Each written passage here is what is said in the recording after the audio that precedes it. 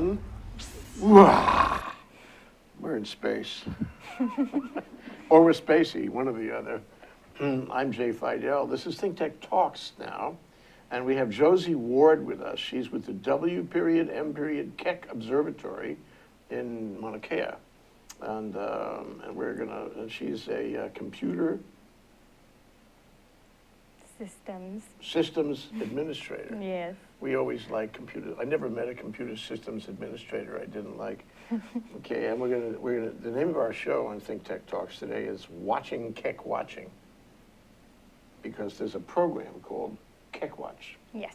All right, and we're going to talk about that. We're going to talk about everything about that. So, welcome to the show, Josie. Thank you for having me. Okay. I'm excited to be here.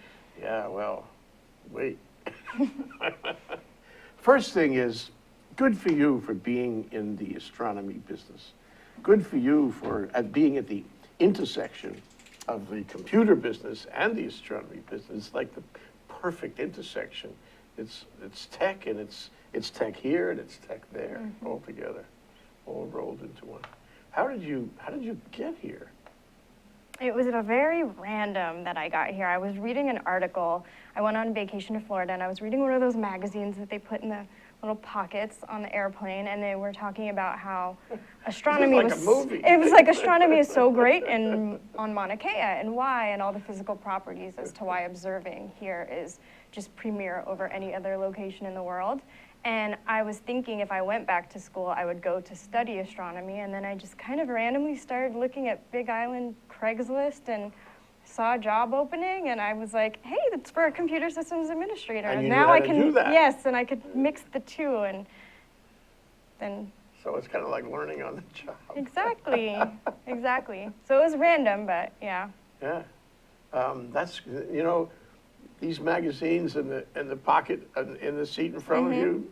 Sometimes you need to take them seriously. I know. I was going to say the whole trajectory of my life changed just from everything. reading one article. So yeah, It pays to read those magazines. Yeah, exactly. Now we know. I hope Yeah. you're writing these down. Anyway, so by the way, we do Twitter.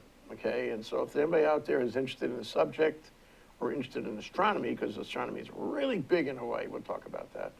You can tweet us. And we are at ThinkTech HI, okay, ThinkTech HI. And if you tweet us, we will respond to you. We'll talk to you. We like you. Okay, so Keck is not the same thing as TMT. I want to distinguish that. No, It's down the road or up Yes. the road, as Yes. the case may be. Yes, it's a different observatory altogether. And it's older. Well, every one of them is older than TMT because Yes. TMT isn't built yet. Yeah. But TMT is the biggest, best of all. I'll say it.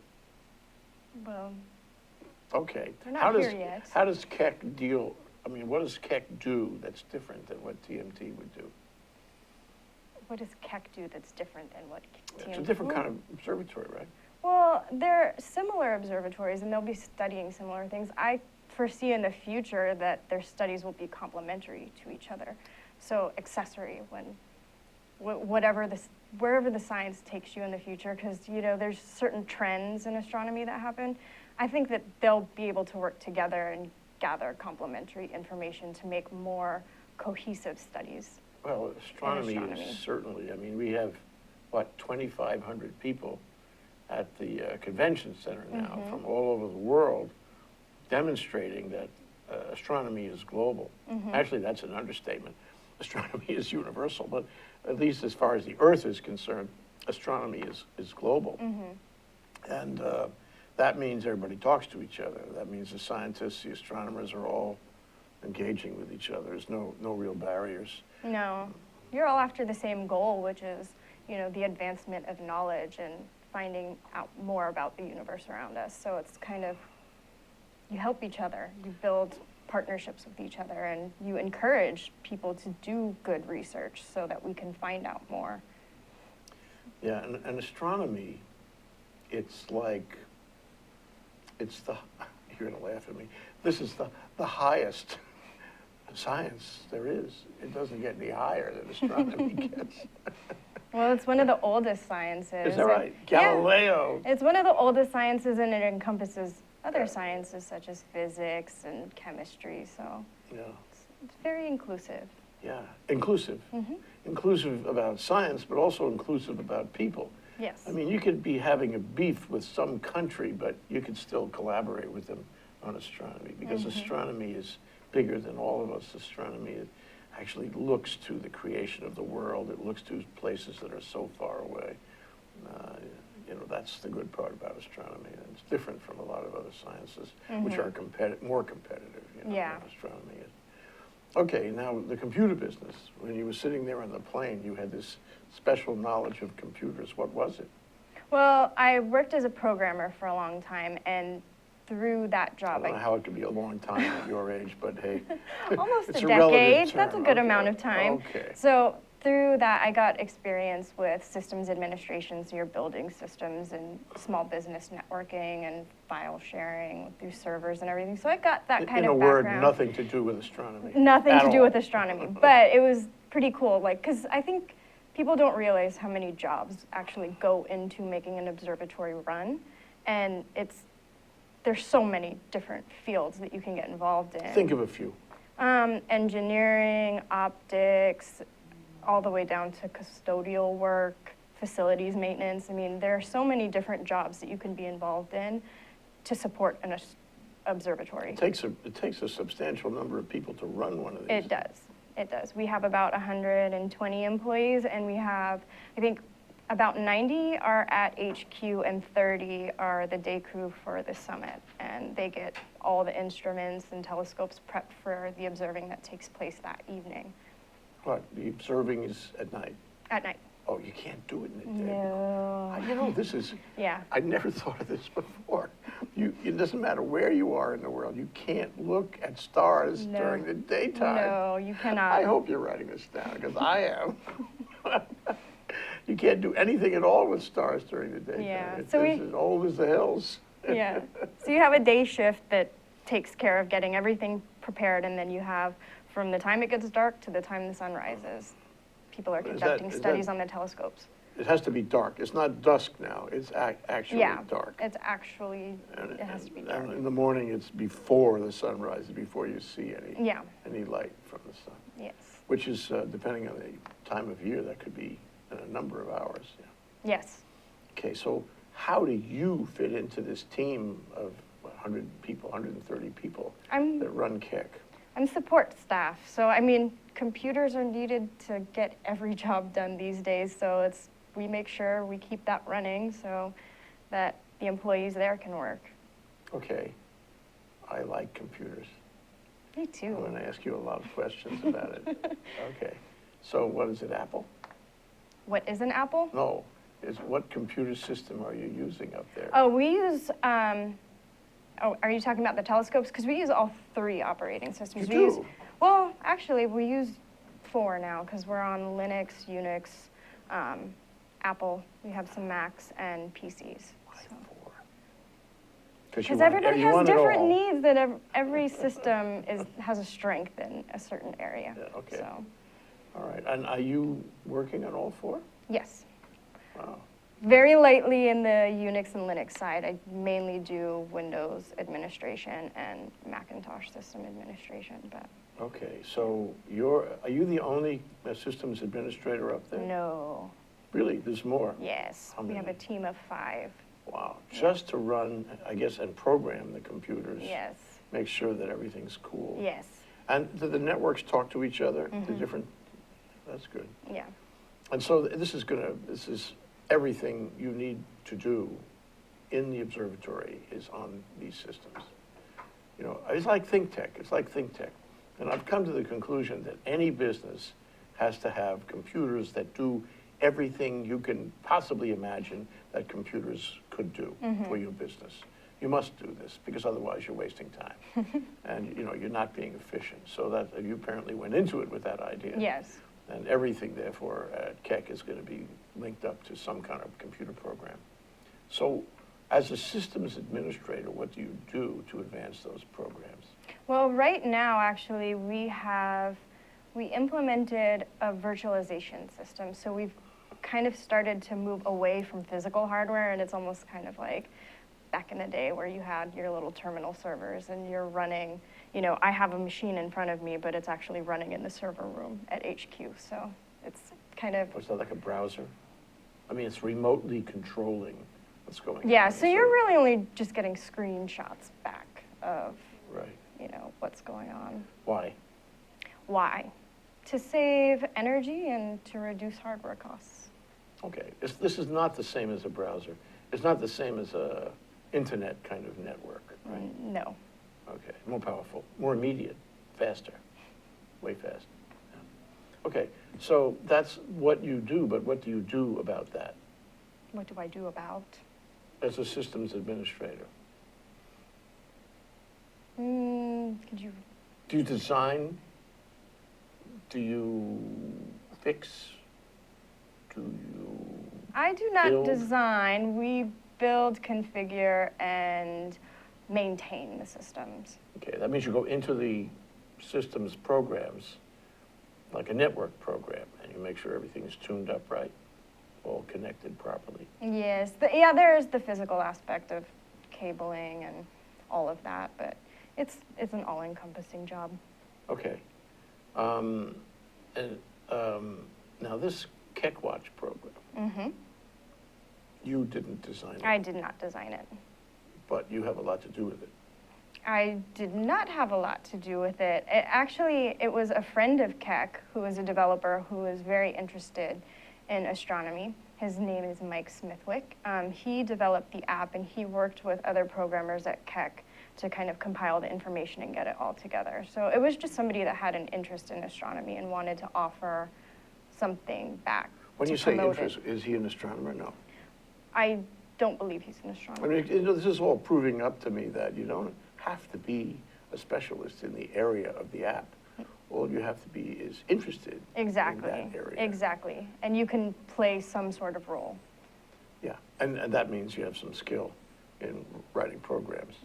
So Smithwick, was it? He had some skill in writing programs. Yes. He's a professional programmer. Yes, he's an app developer. He actually has another app called Distant Suns, too. And that's an astronomy-related app as well. A moment on apps. Okay. You know, I came from the enterprise level of programming, and I'm sure you've had plenty of experience with that, too. And it's different now with apps. It's a little wee thing. Yeah. Fit on your phone. Yes. A little tiny thing. Yes.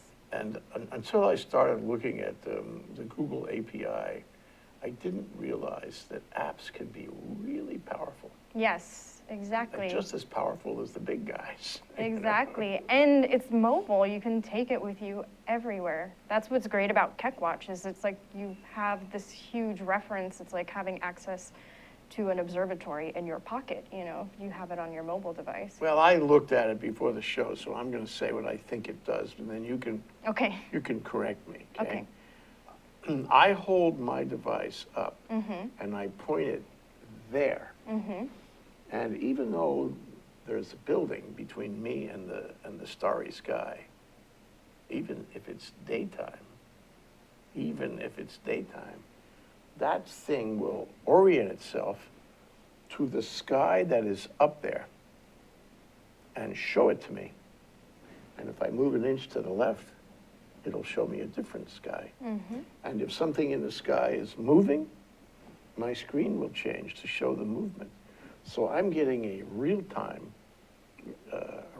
representation of what's up there.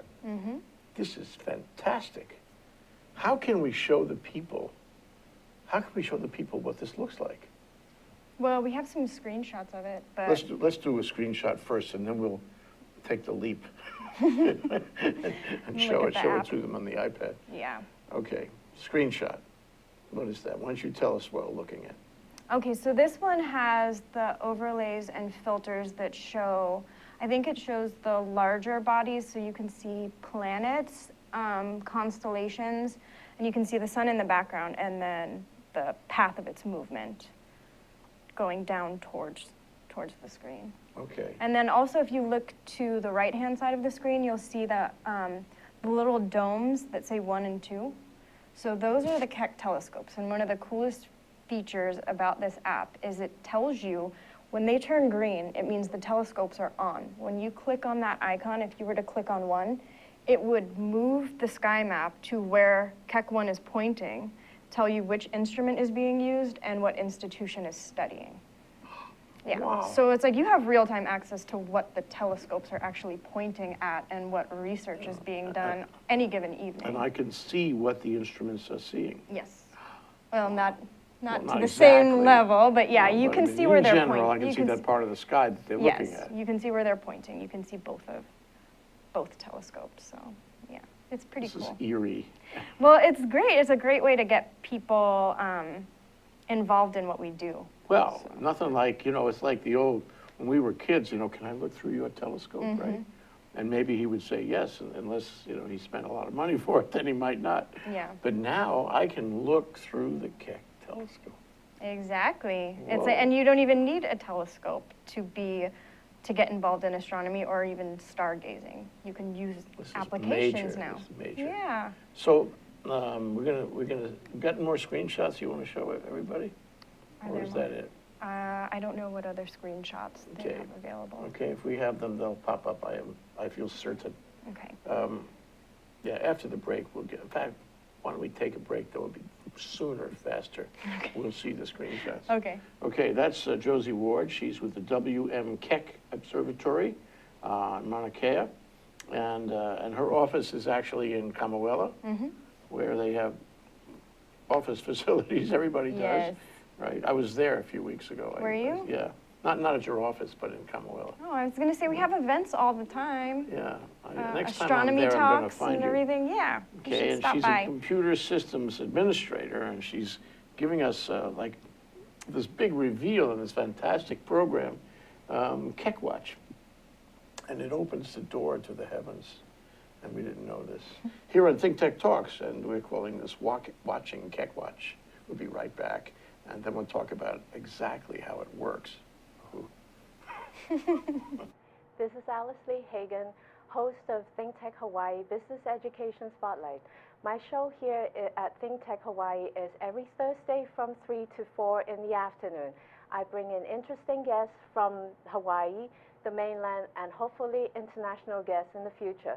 Do join us on Thursday from 3 to 4 p.m. ThinkTech Hawaii Business Education Spotlight. Aloha.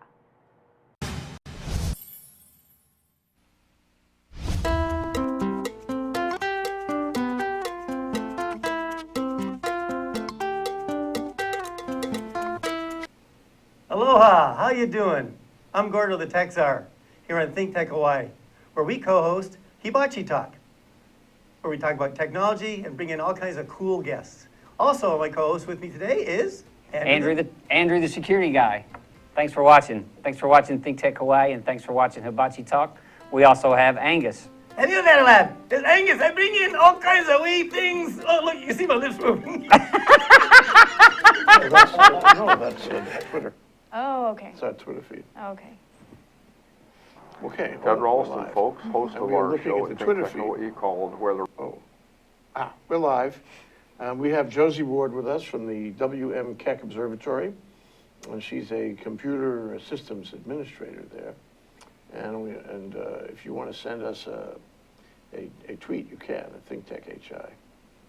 So, okay, going back, we can't show this because of our chroma key, the green screen technology, but the idea is you point it up, you have to point it, and then it will show you what's in the heavens there, and it will show you real time. How does it do that? It uses a compass and a gyroscope inside the application itself, and the application has a sky map built in. So you can use the location services to figure out where you're pointing and which direction you're pointing. Will the location services tell you the tilt of your iPad? Yes, it does. I didn't realize it was that fine. Yeah. So then, so the GPS or the location services sends it back through the app to the sky map thing in a server somewhere, and the server has the sky map, and it reads what this thing should be looking at. Exactly. Based on that location services, and it sends the picture to you. And if you move it, it moves and so forth. Exactly. It's really interesting. So, yeah, look at the screen. This is what it looks like, huh? Yes, and right there on that screen, you can see the Keck 1 telescope and where it was pointing that evening. So that was one of the features that we were trying to highlight, because that's what makes this different than other sky mapping applications, is that it's actually directly linked with Keck Observatory, so you know what science we're doing. And then if you look at the bottom left-hand corner, you get updates on the latest news and discoveries that Really? were happening from Astronomical discovery. Exactly. These are all posts that you'll see on our website, on our Facebook page, on our Twitter feeds, and it's like you have access to that through this app. But it's always going to show you the sky map. It is. That's the jewel in the crown. Yes, yes. And it shows you, it gives you labels, and it gives you those vectors. What is that all that about? Oh, those are constellations. So with the identification, it actually, with, what is it? It's planets, moons, meteors, and stars. The stars, it has the common names, the historic names, and the Hawaiian names as well. So it's kind of, it was a way to mix the Hawaiian culture into astronomy. Perfect, perfect. Yes. Now, this doesn't have like asteroids or Well, satellites. no, This it is doesn't have only the satellites, official but I know sky that map. it does have meteors, and I think that Meteors, it has yeah, meteors. there was a feature on there that could track meteor showers if they were significant enough. When I was looking through all the different preferences, there's a lot in there. When I was going through all the menus before, there's so much information that I've played with it a lot over the past couple weeks, and I haven't even scratched the surface on all the information that's in the application itself. So Suppose I take my iPad up to Fairbanks, Alaska, and point it at the sky. Is it going to work? if you have location services, it will work, but also there's a feature in preferences where you can set the nearest city. So it's going to give you the best proximate sky map based on the city. Because even if you don't have location services, you still have a compass that's built into your iPad. So you're still able to see sky maps of where you are in the world. You don't have to be in Hawaii. And I don't have to be looking through the Keck No, telescope. No, you don't. You always can. It will always try to bring. So you can go Yeah, you there can- or elsewhere? Yes, Okay. exactly. Now, so if I went on the other side of the world, let's say Vladivostok, and I held it up in Vladivostok, I would get what's there, but it wouldn't be through the Keck Observatory. It would be the sky map for that area. Yeah, and then if you wanted to see what was going on at the Keck Observatory, then you would just pull that menu up that gives you access to the two icons and then click on it. And you could still see that, but yeah, it's going to give you the sky map of where you are. This is a pretty sophisticated app. It's This is pretty what I was cool. saying about how apps can be amazing now. So how long has this been out? It's been out for a few weeks now. It was released mid-July. Okay, and when you say released, does that mean that people like me could actually have it? Yes, you can download it from iTunes for free. Really? It's a free app, yes. And it's so, available now. Okay, I can do that, and no price, Nothing. no barriers, no nothing, just do it. Nothing, yes. Okay. Well, I think this is it's great on a number of levels. One is it shows us what computer science can do, because this is not a small thing. You can say it's simple, but it's not a small thing. The other is it's an intersection of computer science and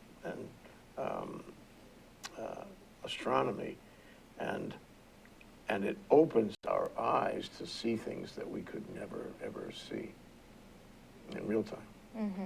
That's amazing. It is. So why did Keck do this? I mean, this was not cheap. Well, it was actually, we did not pay for it. He did it for free because he is a fan of astronomy, and goes along with one of Keck's main goals, which is community outreach. What we do is important because people support it and they have an interest. And this is something to help get people excited about astronomy and involved in astronomy. People need to be more excited about astronomy. They do, and I hope apps like this help. You think there's more apps like this coming down the path? I would love to see more apps like this coming down the path. Like what, for example? Oh, I don't know. I would like to see it released for Android. That would be fun. Okay. Well, I'm sure that's coming. It Yeah. can't be that different, you know, just rewrite the code or find somebody who can emulate your code. But what else, I mean, what comes to mind in terms of astronomy? You know, because it's more than a sky map. I suppose you could do the Big Bang Theory. you could have the whole thing unfold. It would be, you know, an attempt at making fiction into fact, or Yeah. at least taking some liberties. But you could have all kinds of astronomical phenomenon on here, and you could see them happening. Ooh, that'd be fabulous. Is Keck, you know, you mentioned before the show that other people make these kinds of programs too. Keck is not the only one. They are not the only one. So who else? Well, Google has SkyMap, and it's a very similar program. And I know that there were device-specific programs, but Google's I'm not will work sure. on Android because Google and Android are Yes. together. Yes. Yeah. But Google SkyMap has been out for a while, and it's similar. It's just, you know, there's just a little bit more that was put into this app that makes it more personal to Keck, where you have a link to an actual observatory and a link to the telescopes, and then even just being in Hawaii, having the Hawaiian names available and some history about the stars. And Yeah, right. I mean, it's Yeah. everything in astronomy Yes. could be on this app. yes, And I suppose you put it on the server and you suck it up into the app. You don't keep it on the app. You're looking at the server to get Yeah. it, you know. yeah, especially So the there's news a feeds. huge amount of information there. Mm-hmm. And processing. Okay, we'll take one more break. Okay. When we come back, we're going to see some more photos of exactly what Keck Watch looks like.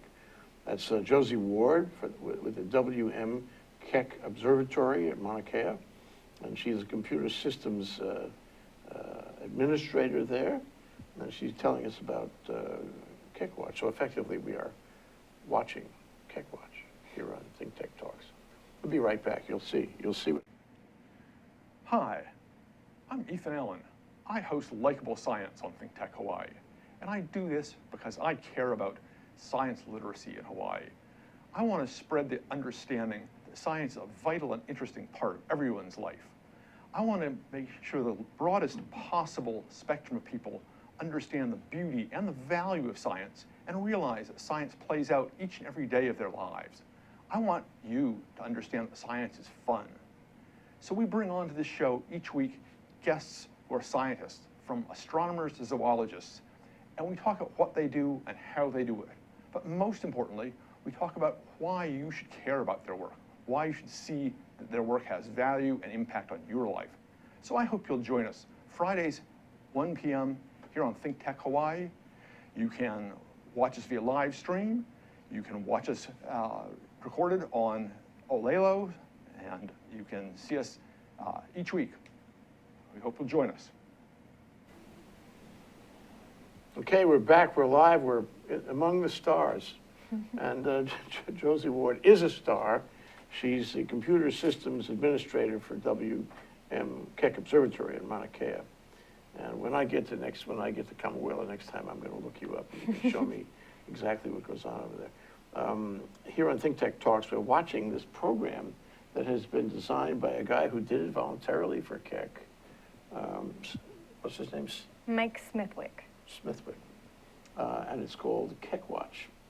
And we got some more screenshots of that coming up. Let's see what they look like. Okay, why don't you describe, Josie? Okay, so it's a red filter that's put on the actual sky map, so it's easier to view when you're looking at it at night. Mm-hmm. Sometimes it's harder to see. Well, that's true. If it's Yeah. dark, you can't Yeah, see that much exactly. on the screen. So Okay. it's just a red filter to aid in using the app when it's dark out. Okay. Yeah. What's that menu thing? That's those are articles? Yes. So in the bottom corner, there's a Keck icon, and when you click on that, it has, well, one gives you the status of the telescopes, and then another gives you all the events. You have a link for events, and that's the link for, those were the past Okay. events and upcoming So, events that are being hosted by Keck. But as we discussed, this still has the sky map there. It's just Yes. these other things pop up and Yes. titillate you, so you might want to take a look at an article. Okay? What else we got? There's also this What's Up icon that shows you, it shows you all the larger objects in the sky. So I don't know if there was, yeah, Is that it? I think this No, might this be. is So- Unleash Your Inner Astronomer. And I think that might be the What's Up portion of it. I'm not sure, but what is it? Yeah, so it will show you all the planets that are visible to you. Okay. So sometimes you're looking up at the sky and you don't realize those two things you think are stars are actually planets, and we don't get to see them very It's frequently, true. so it's kind of special to be able to It identify is, to them. finally identify Yeah. them, you know? I mean, my wife and I drive at night. When we went to the Big Island a few weeks ago, it was like this, you know, she would say, that's a planet. And I would say, nah, that's not a planet. No, that's a planet. You don't know without something Now you- like this. yeah, now you you can. can figure out every planet. By the way, you know, your predecessor on the show today was Rhett Butler. He is the director of the Hawaii Institute for Geophysics and Planetology. We should have made him stay. He could have added to this conversation. Yeah, he could have. He could have told us about the planets. Okay, so what I sense coming out of this, I mean, it's a really nice piece of work this guy did for you. It's beautiful, and I expect he's going to be open about it. It's a guess. And he's going to share his ideas and code and programming techniques with other people, or he's going to make more of the same kinds of apps himself. And we'll see a whole proliferation, you know, Google, Keck, and who knows who else. And we'll all be able to look at this stuff. And that, you know, is a kind of, it's a new time for astronomy, isn't it? It is. Yeah. So, you know, it's too bad it didn't happen before. On the other hand, the whole thing with Apple and iPad is only a few years old, so there was really no chance for it to happen before, not really. Yeah. But now it'll happen. Was this the Keck Observatory we're looking at? Yes. Okay, oh, there's two. There are two. telescopes. That's why you see the two icons on the application. So that's, Keck 1 is on the left and Keck 2 is on the right. And Well, I guess, those are yeah. people standing in between? It gives you sort of a... No, those aren't people standing in between. That's the roof of the actual facility Oh, I inside. see. So they're Okay. connected through the facility. Okay. Do the two telescopes do the same thing or different things? They do different things. Both have different instruments that they host. So it's a radio, radio? They're infrared Infrared, right. and optical. We had somebody from Keck that told us that. Yeah. Okay, so it's changing, and you know, you're going to be in greater demand. I think you can count on a long career here. But I think, you know, it's like I don't know if it was TMT or maybe other issues that events that got the people who maintain, who operate, who manage these observatories to say we have to bring the public in on this. We have to give them a look through, you know, the telescope. It's always been a huge goal to get the public involved. That's why, you know, this is just one way to do outreach, but we also have open houses. And like I was saying, the app outlines events, and a lot of times we'll host astronomy talks, and we'll have astronomers that are coming to visit and do science at Keck, give a talk to the community and anyone who's interested. So, like, I think the overall goal is to have an app like this where there are that many more people where if you're interested, you can be involved. And you don't have to go out of your way to say, are you guys having a talk this week or next week, or even check in on the schedule. You have real-time access through your mobile device. You know, I went to the IFA, Institute for Astronomy Day last year, and I ran into so many people who had nothing to do with astronomy that I knew. Mm-hmm. they were like closet astronomers. Maybe it came from their childhood, you know, when they had a telescope out in the back porch, who knows? But they were very knowledgeable people who really cared, and they came regular. They needed to see this. They wanted to be part of it. But I actually, you know, and I was there because I like to cover these things, and I took a camera and made a movie out of it.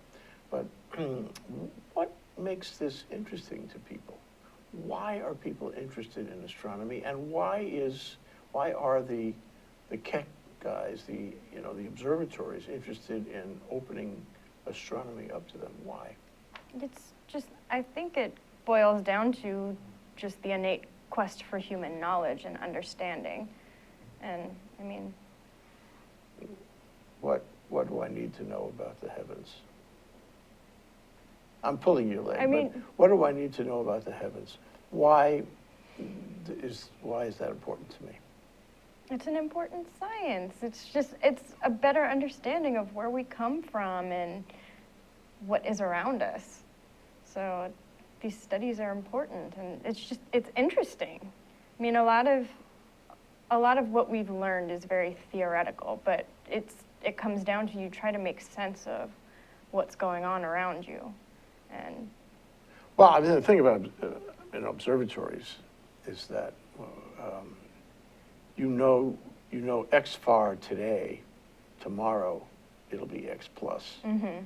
You know, it's like every day there's something else that happens. Every Yes. day that we learn something. I mean, extraordinary things about other planets that, you know, like Pluto.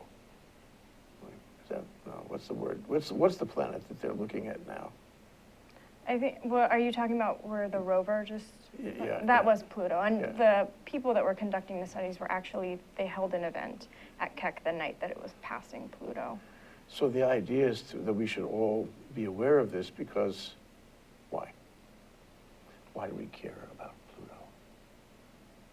Why do It's we not an easy question. Why do we care about Pluto? And nothing to do with Walt Disney. Well, you know, Pluto's funny because it's kind of controversial because there's so many people that want to hold on to it as still being a planet. So Pluto's an interesting one because there's that fight. Is it a planet or is it not a planet? You know, I mean, I would offer you this thought. I mean, we want to know about what's out there because, and not only because we want to know what's out there, but because somehow it would help us understand what's here. Yes. Or at another level, somehow it would help understand the creation and our relationship with the creator or the process or whoever did that. You know what did I hear recently? That they got signals back to indicate that the periodic table of elements was similar on Pluto.